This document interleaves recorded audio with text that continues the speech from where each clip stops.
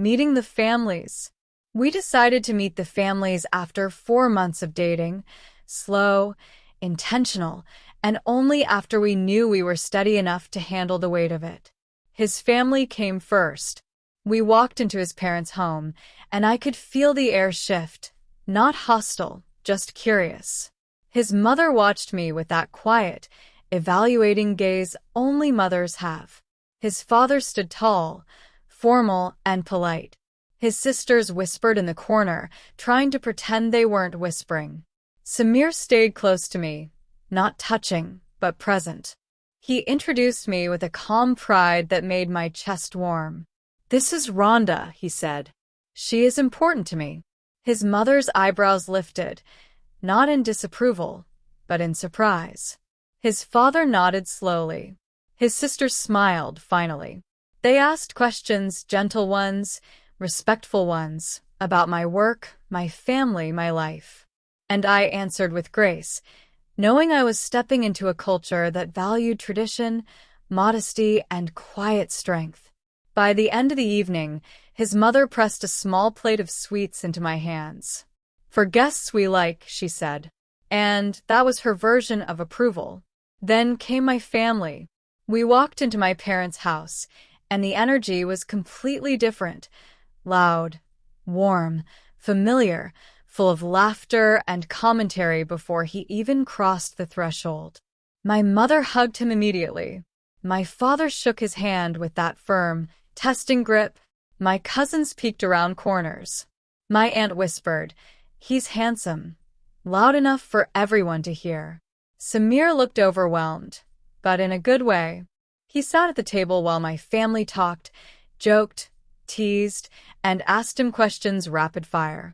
He tried to keep up, nodding, smiling, and answering carefully. And every time he looked at me for reassurance, I gave him that small, grounding smile.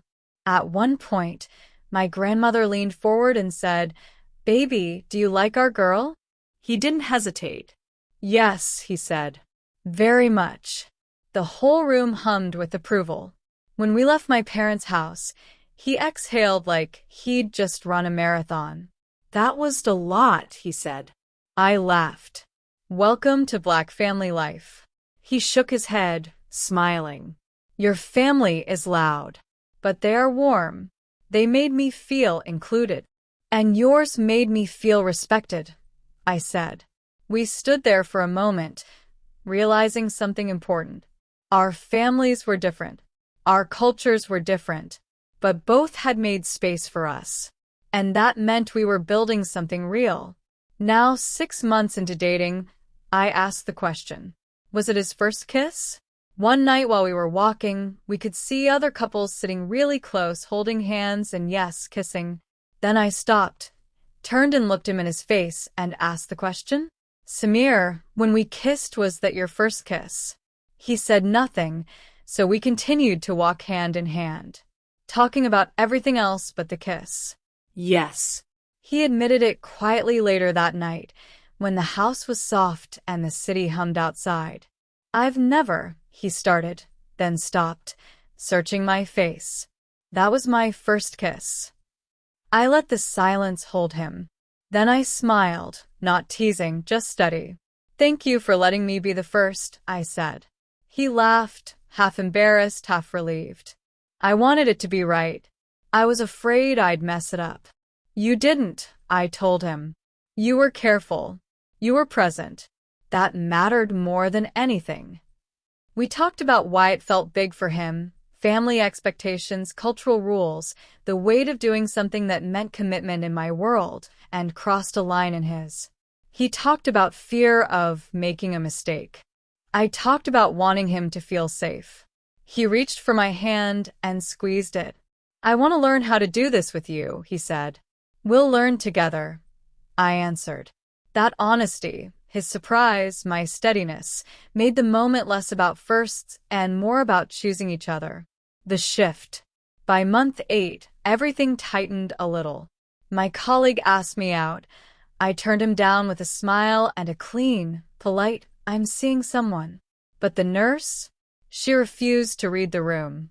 She kept hovering around Samir, touching his arm, laughing too hard. He didn't flirt back, didn't encourage her, but she kept pushing anyway. After work, I told him simply, "She still won't stop." He nodded, calm and firm. "Then I'll be clear again." And that was the shift. We weren't dealing with these things alone anymore. We handled them together. We decided on one of our rare weekends off together to take in a movie. It happened fast. One of the hospital staff stepped out of the side entrance just as Samir and I were leaving. We weren't holding hands, but we were close enough that the energy between us was obvious. They froze. We froze. A beat of silence. Their eyes flicked from me to him, then widened with recognition. "Samir," they said, surprised. "Rhonda." Nothing dramatic. No gossip spilled right there. Just that sharp, quiet moment when someone realizes two people who shouldn't look like a couple absolutely do. Samir didn't panic. He didn't step away. He didn't pretend. He simply nodded once, calm, steady, intentional, the same way he always did when he chose me openly. I matched his energy, giving a small, polite smile. The staff member blinked, processing, then murmured, "Oh, okay," and slipped back inside. We kept walking, side by side, not touching, but more connected than ever. That was the moment we both knew. Our private world wasn't private anymore, and we weren't hiding. We sat down and talked because we knew things were about to get out in the open. We looked at each other and laughed. I said, "Okay, you know the rumor mill is about to fly." He smiled and nodded in agreement. "So what now?" "How do we handle it?" He said, "I don't want to hide anymore. So we do nothing, we just act like we have been, and others come to their own conclusions." I looked at him and said, "Are you sure you can handle this?" He smiled and said yes. He was more than ready for the world to know. I smiled and said, "Okay. We have to disclose to HR, and we might be okay. I don't report directly to you, but to the ER administrator. So we are a go, and you are sure about this, right?" Again, he nodded in agreement. HR acknowledged the relationship, documented it, and confirmed that it doesn't violate policy. Because I didn't report to him, the biggest conflict of interest concern was already off the table. That alone removes most of the friction. Maintain the same workplace behavior you've always had. And then that was it. No drama, no reprimand, no big talk. Just a formal acknowledgement and a green light. What that really means. We walked out of that room with the weight lifted. The secrecy was gone. The rumors didn't matter anymore because the people who needed to know already knew. And the two of us were now officially allowed to just exist without tiptoeing. It's a quiet kind of victory. Not loud, not flashy, but deeply relieving. Now, Samir and I were a year into our relationship without any drama, until the day when the nurse Huda simply wouldn't take no for an answer. Samir told her in no uncertain terms that he was not interested and was seeing someone. He walked away, she followed him, still talking to him. I followed them both. I walked ahead of them, turned to face Samir and saw his raised eyebrow and a slight smile. He knew this was it and he was fine with it. We all stopped. I stepped behind Samir and looked at Huda and said, "He's taken, so you might want to look elsewhere." The words hung in the air, sharp and undeniable. Huda's eyes darted from me to Samir, her posture stiffening. For a second, the bustling noise of the hospital corridor seemed to fade, leaving only the quiet challenge of our standoff. I put my hand lightly on Samir's shoulder, a silent anchor, feeling the subtle vibration of his quiet chuckle. He didn't pull away. He didn't correct me. If anything, his smile only widened, leaning into the warmth of my touch with an infuriatingly smug expression that said, "I told you so." Huda swallowed, her gaze lingering on my hand before she managed a tight, polite mask of a smile. "I see," she said, her voice dropping an octave, trying to reclaim her footing. "My mistake." "No harm done," I replied, offering a sweet, entirely insincere smile of my own. Just wanted to make sure we were all on the same page. I glanced up at Samir, whose eyes were practically dancing with amusement. "Ready to go?" I asked him. "Lead the way," he murmured, his voice laced with a private warmth that was meant only for me. Once we were in the lunch courtyard, Samir let out a huge laugh. "I don't think she'll follow me ever again. I love the way you do this. No fist, no curse words, and no hair pull." I laughed and said, "Samir, there's more than one way to skin a cat." He looked confused. "Skin a cat? What does this mean?" I laughed, his genuine confusion completely taking the edge off the high-stakes drama we'd just walked away from. I laughed, giving his shoulder a gentle nudge as we sat down at an empty courtyard table. "It's just an old idiom, Samir. It means there's more than one way to achieve a goal or solve a problem. You don't always have to take the direct, aggressive route to get the result you want." He shook his head, a mix of amusement and lingering horror on his face. "Okay, but why cats? Why is anyone skinning them?" "Honestly, I have a few ideas," I admitted, unpacking my lunch. "English has some incredibly gruesome sayings for very peaceful concepts. I promise no actual felines were harmed in the making of that boundary setting. But this idiom has a few more meanings, some of which I cannot make known to you right now." Samir sat down next to me, his shoulders finally relaxing. Good. Because for a second, I was wondering what other secret, terrifying skills you were hiding. He leaned in, his eyes bright with mischief. "But the point is, Huda got the message, my honor is intact and your knuckles are completely bruise-free. I call that a masterpiece." "A major win," I agreed, offering him half of my sandwich. "Just remember, the next time someone won't take a hint, you don't need a scene. You just need a little finesse when you claim your territory." After work, he came over to my apartment so we could share dinner. We ate dinner as usual and sat on the couch like we always did. Then he looked at me, with mischievous twinkling in his eye. "So, why can't you tell me the other meanings about the cat now?"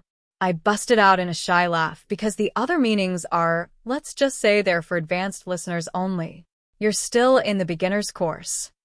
"I'll tell you someday, just not today. Today you only get the PG-13 version."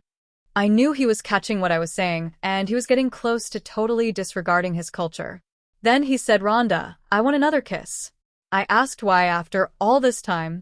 He shuddered his shoulders. "The way you did Huda today, the way you did not get mad, but mostly because you referred to me as your territory today. You made me feel wanted." "Territory, huh?" I teased softly, though my heart gave a sudden, undeniable flutter. "Is that what I did?" "Yes," he said, his voice dropping, completely earnest. "You did. Back there, you didn't hesitate. You didn't wait for permission. You just stepped in and claimed me. Willing to fight for me like that, even with just words, it changes things." He leaned in a fraction of an inch, his eyes locked onto mine, searching. "So," he murmured, a soft, hopeful smile playing on his lips. "Am I your territory, Rhonda?" I reached out, my fingers gently brushing against his jawline, feeling the warmth of his skin. The playful banter of a moment ago melted away, replaced by something much deeper, much more real. "Always," I whispered. He whispered back with a question, "Always?" I nodded yes and repeated, "Always." He looked at me deeply and said, "Rhonda, you make my heart and mind do crazy things." A soft, breathless laugh escaped me, my hand still resting against the warm line of his jaw. "Crazy things?" I asked, my voice barely above a whisper. "Like what?" Samir didn't look away. The vulnerability in his eyes was striking, stripping away the usual playful, confident mask he wore. "Like making me forget the rules I was taught to live by," he said softly, his hand rising to gently cover mine, pressing my palm closer to his cheek. "Like making me look at my future and realize I don't want the version of it that was written for me. I want the one I'm writing with you, even if it scares me." The honesty of it sent a shiver down my spine. It was about him choosing to step across a line he had been trained his whole life never to cross. His culture, his family, his being. "Good," I murmured, leaning in slightly so our foreheads touched. "Because you do the exact same thing to me. And if we're going crazy, at least we're doing it together." He smiled, the tension melting from his shoulders as he closed the remaining distance between us. This time he kissed me. The kiss was different this time. In the quiet safety of my apartment, there was no need to whisper or look over our shoulders. It wasn't fueled by a sudden rush of adrenaline, but by a quiet, deliberate choice. His lips met mine with a gentle, steady pressure, a silent vow sealed in the privacy of our own space. It was the feeling of two people putting their cards on the table, fully aware of the stakes, the cultural hurdles, and the complications waiting for us outside these walls, and choosing each other anyway. When he finally pulled back, he didn't immediately let go. He kept his forehead resting against mine, his hands resting gently on my waist.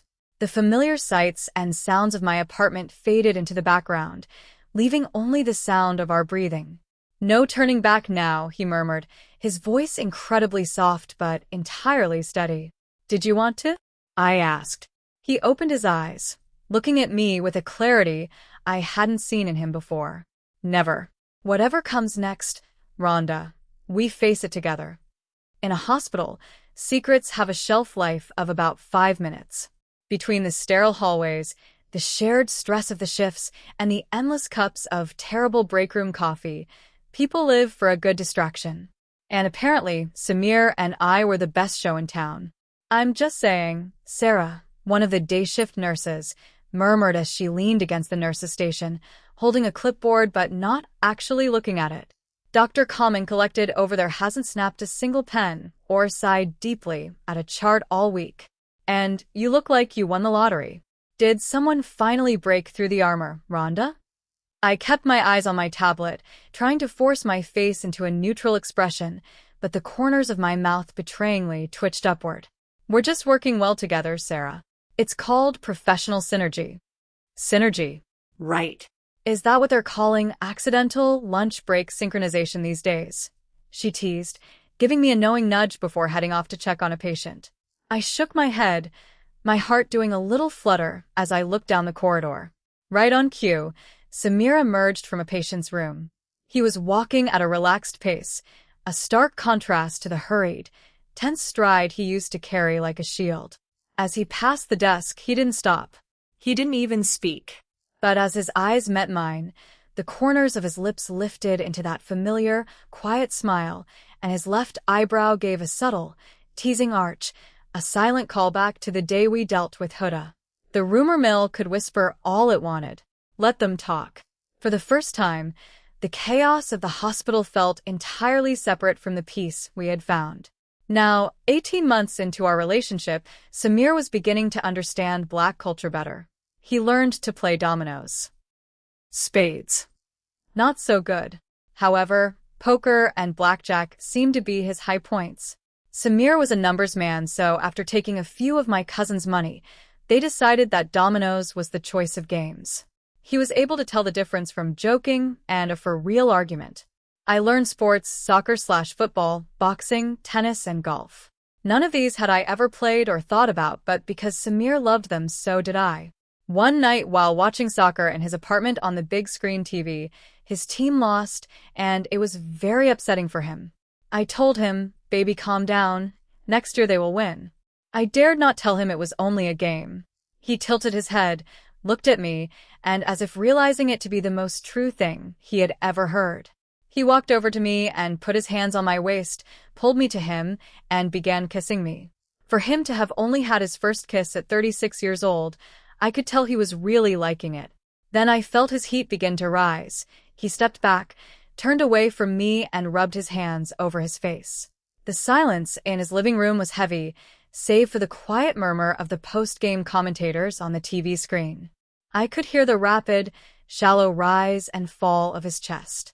For Samir, everything was a battle between the life he had always known, one of strict control, cultural boundaries, and late-blooming milestones, and the magnetic pull of what we were building together. At 36, every new feeling, every spark of desire, was hitting him with the force of a tidal wave. I didn't rush him. I stayed exactly where I was, keeping my eyes on his back, letting him find his footing. Slowly, his hands dropped from his face. He didn't turn around immediately, his shoulders still tense under his shirt. I am sorry, Rhonda, he said, his voice lower than usual, carrying a rough, breathless edge. I. I lost my head for a moment. You don't have to apologize to me, Samir, I said softly, taking a step toward him but leaving enough space so he wouldn't feel cornered. Never for that. He turned his head slightly, looking at me over his shoulder. The conflict in his eyes was palpable. He wanted this. He wanted me, with a fierce intensity that scared him, clashing head-on with a lifetime of being told to keep his emotions and his physical desires under lock and key. It is just. He turned fully now, his gaze dropping to the floor before rising to meet mine. Everything with you is so fast, so strong. In my mind, I know what I want. But my body. He let out a breathless, self-deprecating laugh. It does not know how to be quiet around you. The week crawled by. Samir was tense and unusually quiet, carrying something heavy behind his eyes. By Friday, I couldn't take it anymore. I went straight to his apartment and asked him directly, in that black girl, no-nonsense way, what was bothering him. He looked at me and finally smiled. You know me too well, Rhonda. He pulled me close, held my face gently in his hands, and said, steady and sure, I want to marry you. I want you to be my wife. I want everyone to know that I love you and that you love me. I froze. Not because I was scared, but because he had never said he loved me. Not once. And yet I had felt it in every quiet gesture, every boundary he honored, every time he chose me, without saying the words. My breath caught. Samir, you've never told me you loved me. He didn't look away. He didn't back down. His hands stayed on my face, warm and steady. I know, he said softly, but I have loved you every day. I just needed to be sure I could honor it the right way. Something in me cracked open. Not dramatic, just real. A slow, deep warmth spreading through my chest. I touched his wrists lightly. You want to marry me, and you've been loving me quietly this whole time? He nodded once, the kind of nod a man gives when he's already made the decision in his soul. My eyes stung, but I didn't cry. I just whispered, Samir, I love you too. And for the first time, we were standing in the same truth at the same time. The question. I asked it bluntly, the way you do when you need the truth more than the comfort of a soft answer.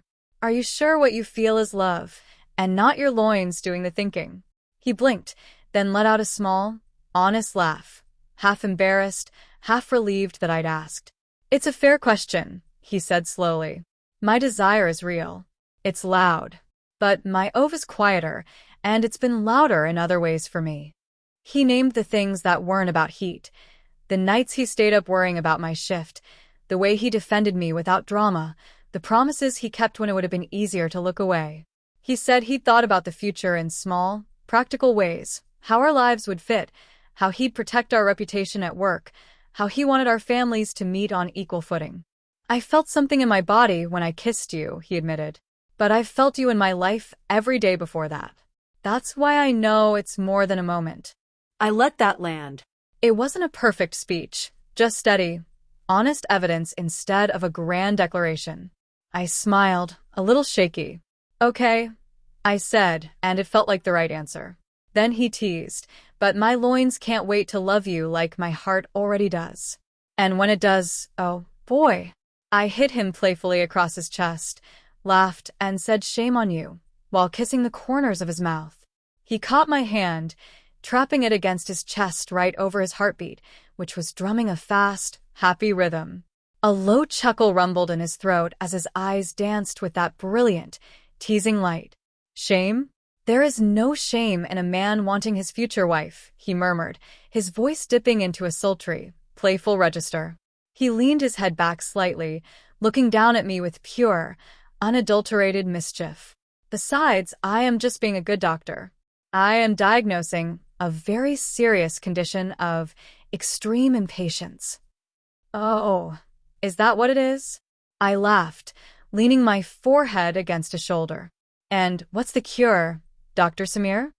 A very specific, lifelong prescription, he whispered, his hands sliding down to wrap around my waist, pulling me so close there wasn't a breath of air left between us. Starting with this. He captured my lips again, but the heavy weight of the world was entirely gone. This kiss was light, passionate, and filled with the promise of everything we were finally free to build. He went to his parents' house.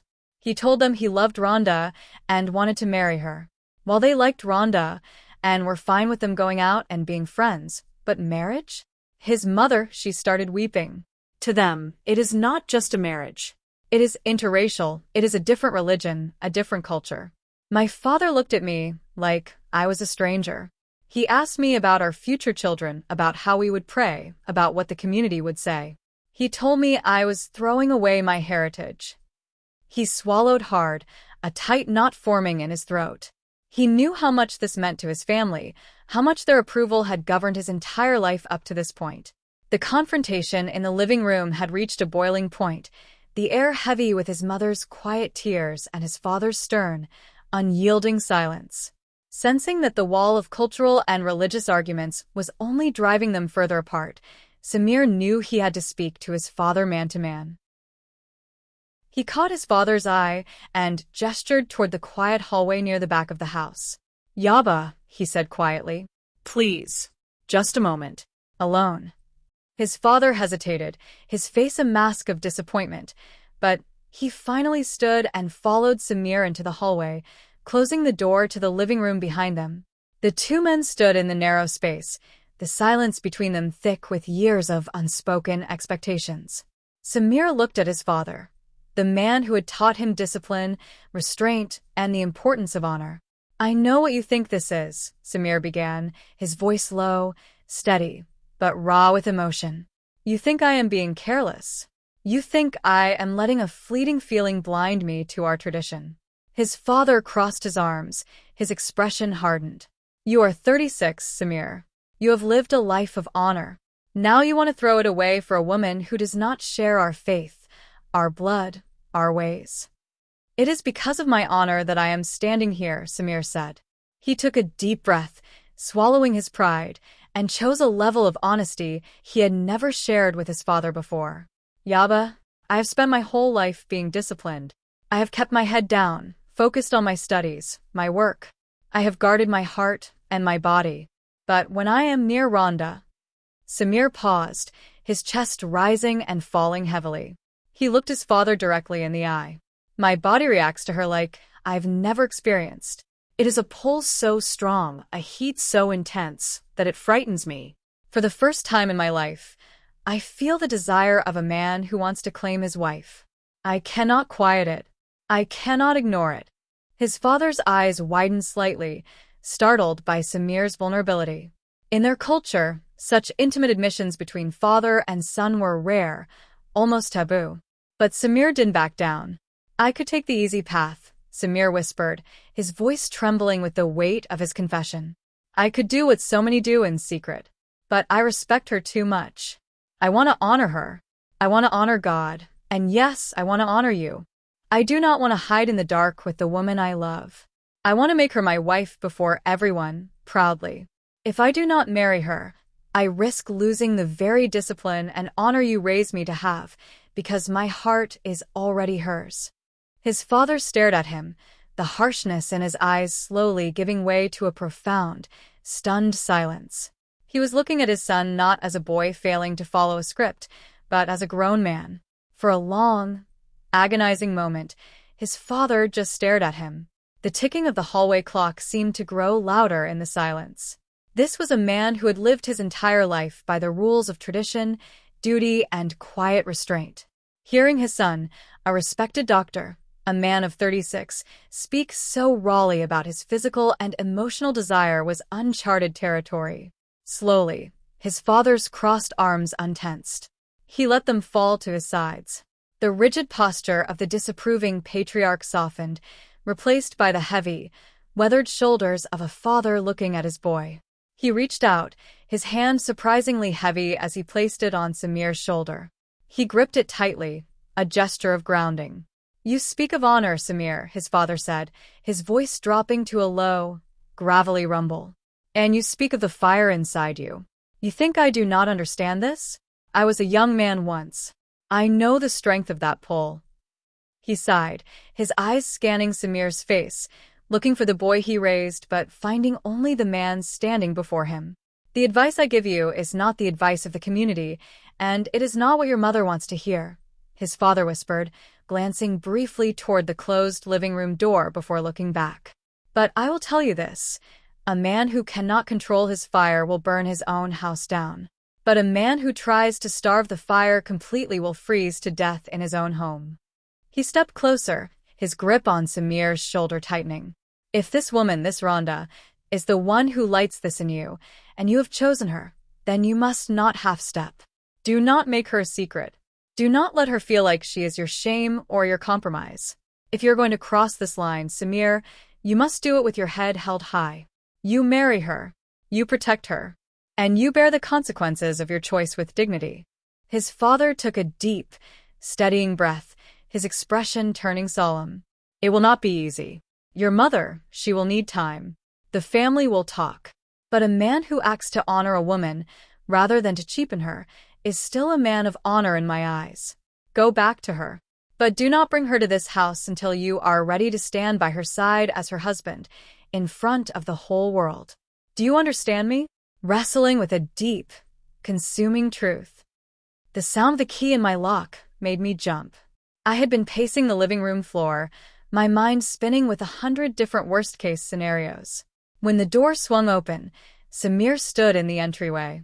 He looked drained, his coat slightly damp from the night air, but the frantic, suffocating tension that had gripped him when he first walked out of my apartment was gone.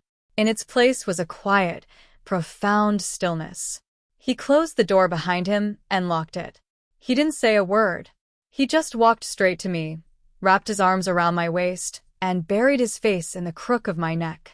I held him tight, placing my hands on each side of his bald dome, letting him just breathe me in for a long moment.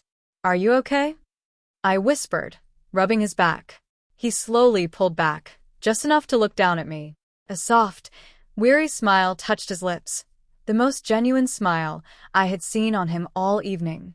My father, Samir murmured, his voice thick with emotion. He surprised me, Rhonda. I guided him over to the sofa, sitting close beside him, holding his hands in mine. What did he say? Samir looked down at our joined hands, tracing his thumb over my knuckles. I told him the truth. Not just about my feelings, but about how much I want to honor you. I told him how my body and my heart react to you, and that I refuse to hide you like a secret. And he told me that if I am going to cross this line, I must do it with my head held high. He looked up, his eyes shining. He told me to marry you. He said a man who acts to honor a woman is still a man of honor. He told me to stand by you as my wife in front of the whole world. My heart stopped, a sudden rush of warmth and disbelief flooding my chest. He really said that? Yes, Samir whispered, leaning in to press a soft, lingering kiss to my forehead. The road will not be easy with the rest of the family, but my father gave us his blessing in his own way. We are doing this, Rhonda. No more secrets. Wrapped in each other's arms, the heavy silence of the apartment became a comfort, a shield against everything else. The soft rise and fall of Samir's chest against mine was a steady, calming rhythm, grounding us both after a night that had changed everything. There were still hurdles ahead, conversations to be had, cultural waves to navigate, and a hospital rumor mill that would undoubtedly keep spinning. But for tonight, the fight was paused. The decisions had been made, the truths had been spoken, and the future was locked in. As his grip on my waist loosened just a fraction with a heavy pull of sleep, I let my own eyes drift shut. Resting my cheek against his shoulder, I let the warmth of him carry me under, completely safe in the knowledge that when tomorrow came, we'd be facing it together. Wedding planning. This was the most hectic scenario anyone could imagine. Not to be approving parents, they sure had a lot to say about the wedding attire and customs. And, of course, my own parents had their own opinions as well. My mother and I had picked out a beautiful soft-off white wedding dress, laced off the shoulders so as not to reveal too much, and a crown veil. When I showed it to Samir's mother and sisters, they weren't excited at all. Their disapproval blatantly apparent, even though they didn't say a word. The wedding food requirements were crazy. Then, however, What I didn't expect was the compromise. I understood Samir's family, no pork. My family? Where's the ribs? The compromise was barbecue chicken and beef ribs. The music? What a clash of traditions. So we hired a band that could cater to both. That was a benefit of living in New York. Most musicians understand and want to stay employed. So they cater to all. Ha ha ha. For weeks before the wedding, everything started to come together. While Samir and I both had jobs and saved our money, some things just had to be shared for expense's sake. My sisters and my soon-to-be sister-in-laws gave me a surprise bridal shower. I almost couldn't believe it. It was the best shower ever. I even had henna paintings on my hands and my feet. I loved it. They even had alcohol set up for those who choose to partake, and those who didn't were not judged. Samir's friends threw him a bachelor's party, and I can't begin to tell you what, how, or where it took place, or all that was involved. But I did believe because of Samir's commitment to his culture, no naked women were involved. Then there was the custom of tolb, where the groom asks the bride's parents for her hand in marriage. Both sets of parents have to be present, and then there's a prayer and a small ceremonial meal that follows. We were prayed over twice, once with the Quran, then again with the Holy Bible. Even though Samir's family wasn't Muslim, they still followed most of the traditions. I learned that not all Arabs were Muslim, and not all Muslims were Arabs. This went well. There was no dress code, even though we were all covered with long sleeves. This took place 2 days before the wedding. 2 weeks before the wedding, my soon-to-be mother-in-law and my mother met in secrecy. I would later come to find out what took place, along with some other surprise wedding traditions. The day of the wedding was here. While it wasn't a huge wedding, it wasn't small either. We had about 150 guests attend, mostly family from both sides. While some who attended were genuinely happy for us, others only attended to see how the interracial wedding would be. Along with the cultural differences, I was in my dressing room waiting for my sister to bring my dress in. The air in the dressing room was thick with perfume and anticipation. I was half turned toward the mirror, waiting for my sister to bring in the gown I'd chosen, my gown, when the door opened wider than expected. In came not just my sister, but my sister-in-laws and the mothers, their faces lit with a secret they could barely contain. They clustered together, whispering, shifting, hiding something behind their joined arms. My pulse quickened. Then, like a curtain parting, they stepped aside. Where my wedding dress should have stood something else entirely, a thobe, luminous under the soft light, its lace catching every shimmer. Embellishments traced the fabric like poetry, and beside it lay a hijab headpiece that seemed to hum with quiet reverence. For a heartbeat, I couldn't speak. The room felt sacred, suspended between surprise and understanding. It wasn't the dress I'd chosen, but it was the one chosen for me, by love, by lineage, by women who knew the language of beauty deeper than words. For a moment, all I could do was stare. My throat tightened, not with fear, but with that strange mix of shock and tenderness that hits when love shows up in a form you didn't expect. I felt my eyes sting before I even realized I was blinking too fast. Where's my dress? I whispered, though the answer was already shimmering in front of me. The thobe looked like something pulled out of a dream I didn't know I'd had. Regal, soft, sacred. The kind of garment that doesn't just dress you, it claims you. My hand lifted on its own, fingertips brushing the lace. Y'all, my voice broke just a little. You did this for me? The mothers nodded, proud and gentle. My sister's smile trembled like she'd been holding this secret too long. I wasn't angry. I wasn't confused. I was overwhelmed by heritage, by womanhood, by the weight of being loved in a way that sees deeper than preference. A slow breath left me. It's beautiful, I said, finally. It's more than beautiful. Tears fell from my eyes. I couldn't help it. I hugged every woman in the room, like there was no tomorrow, just this moment. It wasn't a polite bridal hug. It was the kind you give when you're overwhelmed, when gratitude hits so deep it feels like a prayer. They held me just as tightly. Someone kissed my cheek.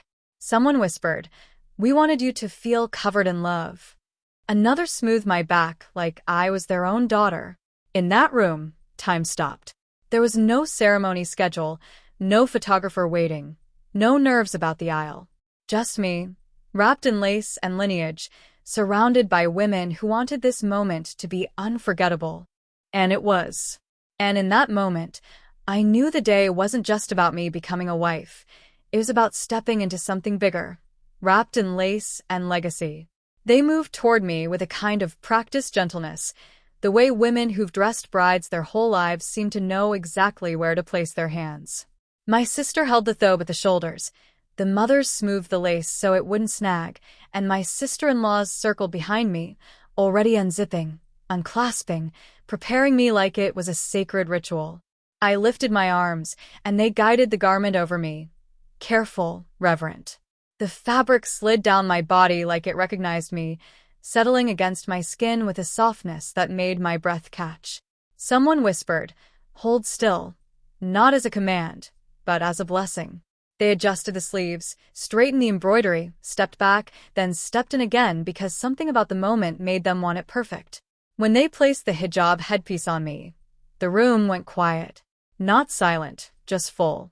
Full of pride, full of history, full of women who loved me enough to reshape the day in a way I didn't know I needed.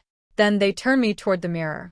For a heartbeat, I didn't recognize myself. Not because I looked different, but because I looked whole. The lace framed my face like it had been designed for it. The embellishments caught the light and made me look almost ethereal. My hand rose to my mouth. My eyes softened. My shoulders dropped in a way that said, "This is me. This is mine." Behind me, I heard someone sniffle. Someone else whispered, "Look at her." And I did. I looked, and for the first time that day, I felt chosen, not by a dress, not by tradition, but by the women who knew my heart well enough to dress it. More tears fell. I had to fan my face, not ruin my makeup even more. Finally, someone grabbed my makeup bag and refreshed my face. I am ready. I walk out the room and into my daddy's arms. He looks at me and gets teary-eyed and nods his head in approval and says, "Baby girl, you look beautiful." The air in the room shifts the exact second we step through the doorway. Waiting on my cue to move forward, after both traditional wedding songs play, "Here Comes the Bride," in both languages. When Samir's eyes see me, the shock doesn't just stall his breath, it completely unarms him. He had known I would look beautiful, but he had envisioned a modern, westernized gown. Seeing me step out in the traditional thobe, my face framed perfectly by the hijab, hits him like a physical wave. It is a stunning, unapologetic reclamation of heritage, identity, and family that he never saw coming. The realization of what I had done, and who I was honoring, struck him at his core. The breathless smile he started to form falters, his lips parting as his chest heaves. For a second, he tries to swallow the sudden lump in his throat, his jaw tightening as he fights the swell of emotion. But it's entirely useless. His eyes instantly brim with heavy tears, blurring his vision of me. He doesn't even try to wipe them away. A single, heavy tear escapes, tracking down his cheek, followed quickly by another.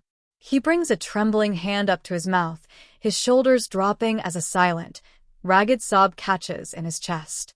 He stands entirely transfixed, weeping openly in front of a full room, completely shattered and rebuilt all at once by the sight of me. Seeing him surrender so completely to his emotion changes everything. I can barely continue my walk towards him. Seeing his tears makes me want to run to him. My daddy can feel my emotion and tightens his grip on my arm and steadies me. Samir can't hold back any longer. He starts to move toward me. His best man pulls him back and tells him to be patient. "Her father is bringing her to you, my friend." Around him, a ripple effect cascades through the guests, the elders and the women. I see the oldest matriarchs simply nod, a deep, slow, deliberate nod of total satisfaction. It's the ultimate validation. Their eyes track the embroidery, recognizing the respect paid to tradition, but their expressions are softened by a fierce, protective pride. I see hands fly to hearts. One of my aunts brings a pressed handkerchief to her eyes, fighting back tears, while another murmurs a quiet blessing under her breath, a mashallah that travels like a warm current through the front rows. The sight of Samir weeping brings a fresh wave of tears to the Andes and elders. To them, his tears are the ultimate proof of his devotion. They look at him with a newfound, deep respect. A man who weeps at the sight of his bride and his full heritage is a man who understands the sanctity of what he is stepping into.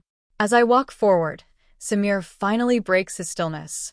He takes a step toward me, his eyes locked onto the transition from my father to himself anchors the entire room.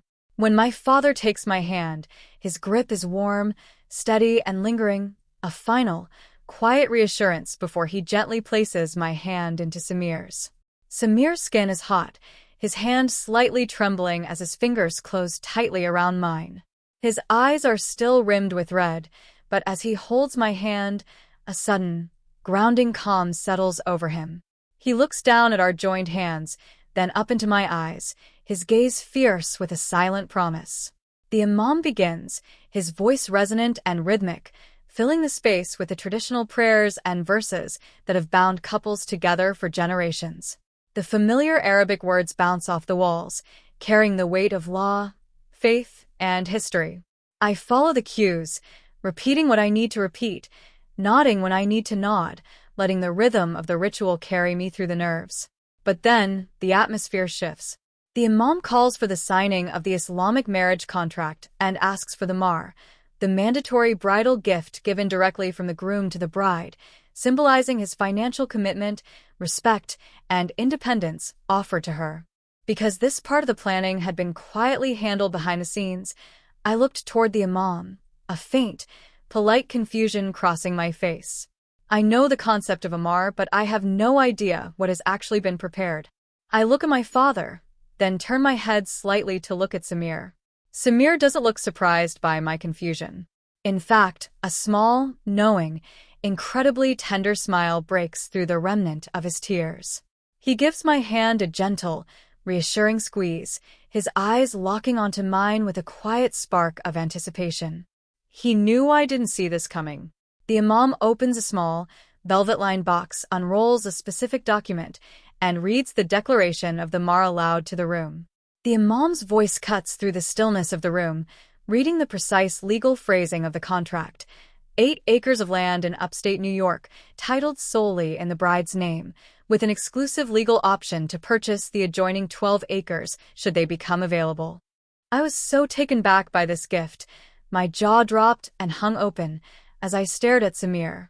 An estate like that isn't just a gift, it's a kingdom. It's a physical piece of the earth, a sanctuary, a foundation for a legacy. Upstate land means rolling hills, ancient trees, space to breathe, and a place to build a life from the ground up. By securing the first right to the surrounding 12 acres, Samir wasn't just giving me a piece of property. He is protecting my horizon. He is ensuring that whatever I choose to build there can grow, untouched and unconfined.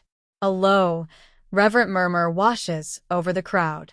My daddy looks down at our joined hands, a slow, deeply satisfied smile spreading across his face. The elders exchange glances of profound approval. In Arab tradition, a mahr of land is the ultimate sign of a man providing true, unshakable security and honor to his bride. I look up at Samir, my mind racing as I visualize it, 8 acres of soil, trees, and sky, entirely mine. Samir just watches me, the corners of his eyes crinkling with that same knowing, tender smile. He leans in just an inch closer, his voice a low, private whisper beneath the ambient noise of the room. Your sanctuary, he murmurs, his thumb brushing over the back of my hand. Where we build our history. The wedding reception was one for the books. We catered to every tradition from both sides of the aisle. We all danced to each other's customs, laughed at each other's fumbles, and just had a simple good time. As the time winded down, Samir and I made our way to the car that was escorted by a host of other cars to the Manhattan cruise terminal. We did our goodbyes and waves and boarded the cruise liner for a 10-day honeymoon. Once in our honeymoon cabin, Samir looked at me in a still way. The heavy wooden door of the stateroom clicked shut, instantly sealing out the distant hum of the ship's corridor, the faint music from the lower decks, and the collective energy of the wedding day. Suddenly, the world contracts until it is just the two of us, framed by the deep, expansive dark of the ocean outside the balcony glass. I turn around, and that's when you see him. Samir is standing near the glass, but he isn't moving to loosen his collar or unpack. He's just looking at me in a still way. It is a stillness that feels entirely different from his emotional breakdown at the ceremony. The tears are gone, replaced by a deep, quiet reverence that feels almost holy in the low lighting of the cabin. His gaze starts at the edge of my hijab headpiece, traces the intricate embroidery of the thobe catching the soft cabin light, and then rises back up to settle completely on my face. The ship gives a slow, barely perceptible roll against the waves, a gentle, rhythmic reminder that we are moving away from everything familiar, heading out into the open sea. In this quiet room, without the crowd or the protocol, the reality of what just happened finally lands. I am his wife. He is my husband. The 8 acres in upstate New York are waiting for you back on land, but right here, out on the water, we are each other's only landscape. Samir takes a slow, deliberate breath, his shoulders dropping. He doesn't rush across the room. He just stays there, holding my gaze, letting the steady, rhythmic pulse of the ocean liner stretch the silence between us until it feels warm, safe, and completely ours. I've been waiting for the world to clear out all day, he says softly, his voice low and raspy from the emotion of the afternoon. He extends a hand toward me, palm up, waiting for me to bridge the small distance left between us. Just to look at me. Really look at me. He looks at me, his voice low and steady, carrying the exact weight of everything he's been holding in since the ceremony. Rhonda, you have made me the proudest man alive today. You honored my family, my culture, and my heart in ways I didn't even know how to ask for. You put your own traditions aside just to let mine take precedence, and you have honored me in every single way a man can be honored. This is exactly why I love you. When you stepped into that room wearing the thobe, the look on my family's face said everything. In that single moment, they understood the depth of our love. You made them feel so deeply respected, Rhonda. You wiped away every doubt they ever had that our traditions would end with us. You showed them our future. A soft, breathless laugh escapes my lips, the tension completely leaving my shoulders. I look at Samir, my eyes warm with the memory of that quiet room filled with women. Samir, I can't take the credit for the thobe, I say softly, shaking my head. Our mothers and sisters, they surprised me with it while I was dressing. I had no idea. Samir blinks, the revelation hanging in the quiet air of the stateroom. The realization hits him in a completely new way. The women of both their families had come together in secret to weave this bridge between them. It deepens the moment for him, because now he realizes it wasn't just her choosing to honor his culture. It was the women of both families conspiring, collaborating, loving them enough to make sure the bride he sees reflects all of them. It wasn't a gesture, it was a collective blessing. They made a decision with love stitched into every thread. His eyes lock back onto mine, the wonder in his expression deepening as he lets the weight of what I just said truly settle. He pauses, looking down for a brief second as he processes the image of his sisters, my sisters and both our mothers all crowded into a room together, conspiring to create that moment. When he looks back up, the devotion in his gaze is fiercer than before. He takes a step closer, closing half the distance between us. Rhonda, you still honor me, he says, his voice dropping into a soft, intense register. Because you could have refused. You could have said no. You could have insisted on wearing the dress of your own choosing, and no one would have blamed you. It was your day. But instead, you chose to say yes. You chose to wear this. He reaches out, his fingers gently brushing against the intricate embroidery of my sleeve, his touch light, as if he's still afraid I might disappear. You let them dress you. You trusted them, and you trusted me enough to step into our world completely. That choice was yours, Rhonda. And it means everything. You chose to wear something that carries my family, my people, my history. You chose to walk toward me wrapped in the same fabric my mother prayed over, the same style my grandmother wore when she married my grandfather. You chose to stand here in it for me. Samir bridges the remaining distance between us, his movements no longer cautious, but driven by a deep, magnetic pull. He reaches up, his large hands finding the sides of my face. His palms are warm against my skin, framing my jaw with a gentle, fierce possessiveness that makes my breath catch all over again. He leans down and presses his lips to mine, kissing me with a profound, lingering tenderness. It is only the fourth kiss the two of us have shared in our entire 2 years of dating. Ever since that quiet, honest conversation early in our relationship, when Samir explained his culture, his faith, and the boundaries of his traditions, we had both chosen to wait. I had chosen celibacy, building a foundation out of words, trust, and shared glances rather than physical intimacy. But the waiting was over. The contract was signed, the blessings were given, and the world had finally faded away. As the kiss deepens, the restraint of the last 2 years completely thaws. There is no more pulling back, no more hesitation, and no more distance. Every ounce of the anticipation we both carried out onto the open ocean rushes to the surface.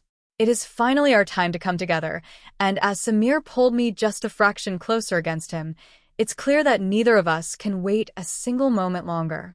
Samir carefully removes my hijab, letting it sit aside before his hands find my face again, showering me with tender, lingering kisses. With a slow, deliberate movement, he undoes the fastenings of my dress, letting the heavy, golden fabric glide down my body until it pools gracefully on the floor. He steps back just an inch, his gaze intense, wide, and full of wonder as he takes me in completely. Stepping forward out of the pooled fabric, I let the rest of my garments go, entirely unhurried under his watchful, devoted eyes. I closed the distance between us, capturing his lips in another deep kiss as I worked to undo his clothes, casting them aside until nothing was left between us. The suddenness of the moment leaves him completely still. His shoulders are tense, his breath shallow, caught in the overwhelming gravity of a moment he has saved himself for his entire life. As a virgin, the sheer reality of finally being here, completely exposed with the woman he loves, leaves him entirely unsure of where to even begin. Sensing his hesitation and the beautiful weight of his vulnerability, I place my hands over his, guiding them gently and slowly over my skin, teaching him the rhythm of my body. I leaned down to press a soft kiss to his chest, and he followed my lead completely, copying the movement against mine with a breathless, learning reverence. Pulling him close, I kiss him with a deep, emotional intensity, guiding him toward the bed as the anticipation of a lifetime unfolds. Samir is shaking. I can feel it in his hands. I take his hand in mine and kiss his shoulder. His eyes are locked on mine. He positioned himself over me, finding my opening. He paused and watched my face, as if asking permission to enter me. I nodded yes, and he pushed forward as I felt my own pain from abstinence of 4 years. I had been celibate for 2 years before Samir. He understood this as well. Still, the tightness of my walls was too much for him. He moved forward and exploded. He was embarrassed and began to apologize. I pressed my fingers against his lips and kissed him. I assured him this happens to all of us at some point or time.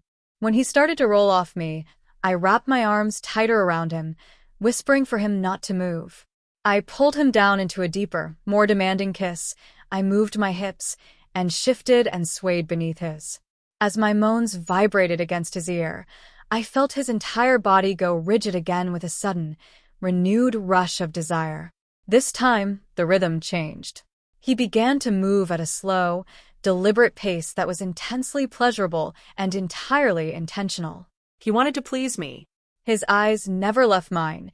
He watched my face with a fierce concentration, tracking every flutter of my eyelids and every catch in my breath to read my reactions.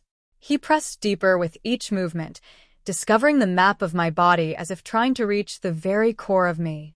The maturity and restraint of his 38 years completely melted into raw intensity. Low, gravelly moans escaped his lips, and I could feel my own walls tightening around him in response to his motion.